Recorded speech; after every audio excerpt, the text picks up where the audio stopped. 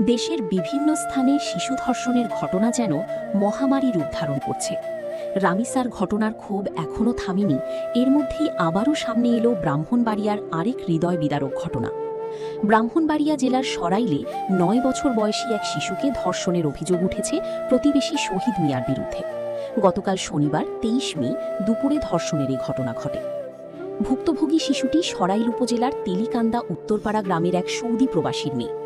সে স্থানীয় একটি মাদ্রাসার মক্তব বিভাগের ছাত্রী। এদিকে ঘটনার পর থেকে একই এলাকার বাসিন্দা অভিযুক্ত শহীদ মিয়া পলাতক রয়েছেন।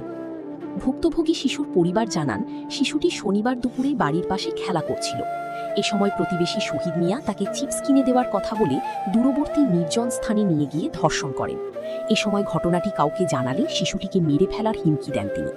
পরে শহীদ নিজেই ওই শিশুকে নদীতে গোসল করিয়ে বাড়ির সামনে রেখে যায়। এক পর্যায়ে শিশুটি অসুস্থতা বোধ করলে সে পরিবারকে বিষয়টি জানায়।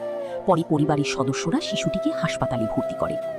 সরাইল থানার ভারপ্রাপ্ত কর্মকর্তা বলেন, ধর্ষণের ঘটনায় এখনও কোনো লিখিত অভিযোগ আসেনি।